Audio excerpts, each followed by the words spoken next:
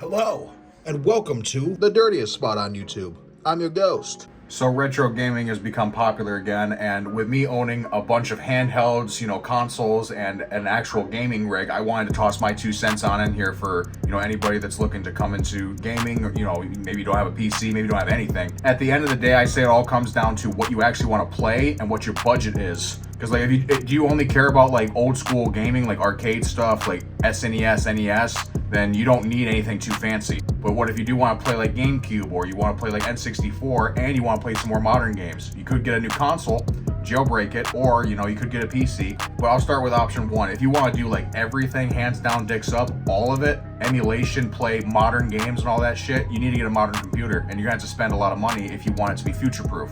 Very unfortunate, especially with the times right now with RAM prices, GPU prices. It's not our market anymore. There is a lot of PCs out there that are still good, and you can make it work.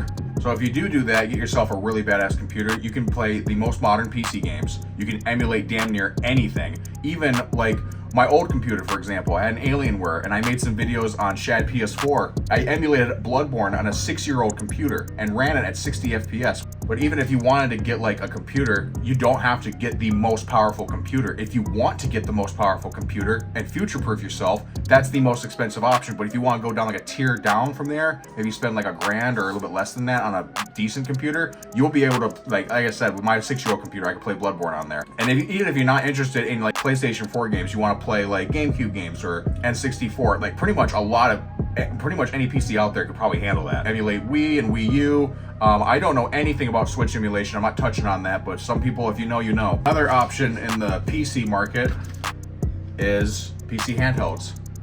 So I have a Steam Deck, and technically this is considered old for like PC years. I think this thing's pushing 5 or 6 years old. I'm not certain, but you don't even need to get the Steam Deck. If you want to get like that, what is it, the Asus Ally? Is that what it's called? There's like, yeah, there's also that Xbox one. That one's expensive as fuck, but this is about like $500 to $600. From the last time I saw, Steam Decks were hard to get. I don't know what it's like right now, but Steam Deck is an option, and you can probably buy used as well. This thing can emulate.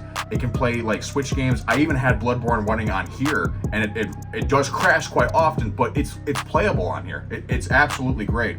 And if you did have a more powerful handheld PC, I don't know how powerful the Thor is, but like if you had that Xbox, if you had that kind of money and you were to buy that handheld, you could probably play Bloodborne like way better than this thing can. I don't personally own any of these next things I'm going to talk about. There are handheld emulators you can buy out there. Well, not emulators, but like devices like, what is it, the Odin, like Retroid Pocket and stuff. But do your research on those, because certain ones cannot do, like, I think the Odin can emulate GameCube and like stuff down levels from that, like graphically talking.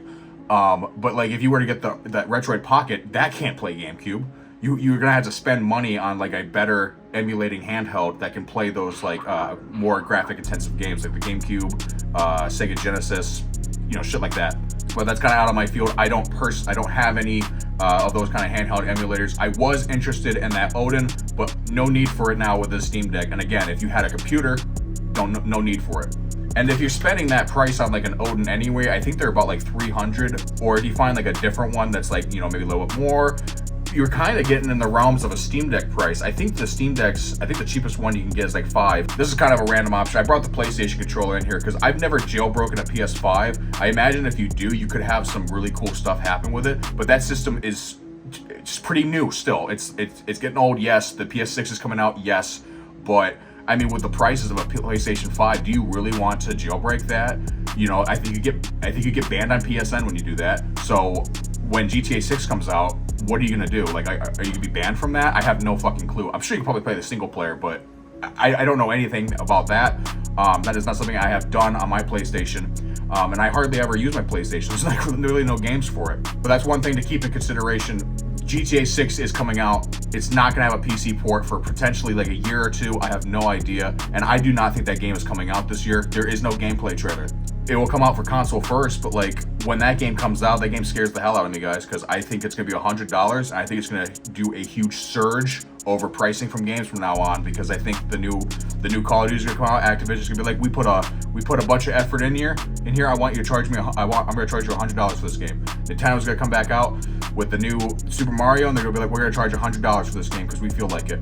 So I'm so scared to see what that's gonna happen. But again, PlayStation consoles out there is an option. I've just never jailbroken them, so I don't know how you can do emulators on there. I do believe with the new Xbox, there is a account you can create where you can put emulators on there, but that is out of my expertise. Last and final thing. If you don't care about like, PC gaming or like high graphic intensive games, older handhelds out there can play a lot of cool things. For like my PSP, I got Game Boy games, Game Boy Color. It's really great for that, and the form factor is just really cool. And it's actual like, Sony hardware. So there's like that niche of jailbreaking it, putting your own stuff on here and seeing what it can do. 3DS, you can jailbreak, it can play. I think some of them could play PS1 games, but not well. This is the old 3DS. I think the newer one can handle it a little bit more. But these are kind of like a niche. Like you don't expect to play like GameCube games or anything on these kind of devices. These are more for like NES, SNES, stuff like that. What I don't have it out here, but like the PS Vita, that one is actually extremely impressive. And if you don't, like I said, if you don't care about like the modern gaming kind of thing, you want to like have a handheld for like $150 to $200. PS Vita, you get that, and then you jailbreak it. It can handle a lot, and the scene for that is really astonishing to see. They're doing a lot of work for it. I think they just recently ported over Animal Crossing. So like they're working on like GameCube type ports for that system. But those are all things to look out for, and like what. At the end of the day, it's your money. What do you want to do with it? If you already have a computer, I don't think you really need to look into like grabbing like any handhelds and stuff unless you absolutely see a necessity for it, like you want to play games in bed specifically. But I'm telling you guys, I have a bunch of systems. I have a few consoles, I got a bunch of handhelds, and I got a few computers. The number one thing I play on out of everything is my computer, and I can obviously throw a ton at my computer and it will handle it, but when it comes down to it, I have these consoles, and I'm going to be playing a lot of my retro games on those devices, like the Wii U. It can play GameCube games, N64. That thing is an absolute beast, and it's so fun to whip that thing out to, play with friends and family. And then, if I didn't have that, I want to play Wii U games, my PC can emulate it, and I think that's arguably probably what you want to go down to at the when it comes down to it, is probably invest in a PC, because I really do fear that gaming is potentially going to be like more like fully live service based, where there might be like ads and shit like before you get a game. I have no idea. I just fear for that stuff, and I know that that retro gaming is becoming more popular, and I want to toss in my 2 cents on like, if you don't have any system at all and you really want to get into something like that, here are some options for you. But yeah, let me know what you guys think. So do you own any handhelds? Do you have a console? Do you have a computer? Or are you like looking to get in this market? Let me know what you guys think. What are you guys going to be getting? I'm curious. But if you enjoy this type of content, be sure to like, comment, subscribe. I will see you on the next one. Stay dirty.